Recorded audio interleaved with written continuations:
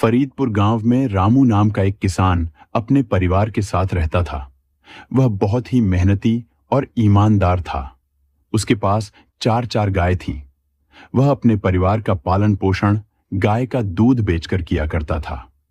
एक दिन की बात है, फरीदपुर गांव का मौसम काफी खराब हो गया, जिस वजह से वहां पर तेज बारिश बरसने लगे। यह बारिश 4 दिनों तक लगातार बरसती रही थी, जिसकी वजह से गांव में बाढ़ आ गई। बाढ़ की स्थिति में गांव के सभी लोग अपने परिवार को साथ लेकर ऊंचे स्थानों पर चले गए। बाढ़ आने के कारण रामू के गाय पानी में डूबकर मर गई, जिसकी वजह से उसको बहुत नुकसान हुआ। गांव के हालात ठीक होने के बाद रामू ने अपना जीवन फिर से शुरू किया। वह एक दिन जंगल से गुजर रहा था। उसकी ईमानदारी और सच्चाई को देखकर भगवान जी ने एक जादुई गाय को रामू के पास भेजा।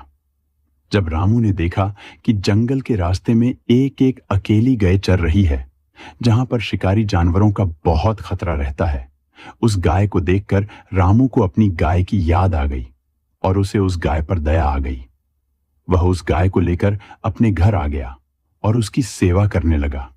2 साल बाद जब पहली बार गाय ने 2 बछिया को जन्म दिया, तो रामू की खुशी का कोई ठिकाना नहीं रहा। उसे काफी दिनों बाद पता चला कि यह गाय तो 12 महीने दूध देती है और इसके दूध की कोई सीमा नहीं है। तो उसने उसे गाय का नाम लक्ष्मी रख दिया, क्योंकि उसे गाय की वजह से ही रामू का व्यापार फिर से शुरू हुआ। 2 साल में रामू के पास 5 गाय हो गईं और ऐसे ही उसकी बच्चियों भी 12 महीने दूध देती। रामू के जीवन में लक्ष्मी के आने की वजह से रामू का जीवन खुशहाल हो गया। सिख शिक्षा हमेशा अच्छे और ईमानदार इंसान की मदद भगवान अदृश्य रूप में करते हैं। इसीलिए हमें हमेशा अपने कर्म को ईमानदारी और सच्चाई से करना चाहिए।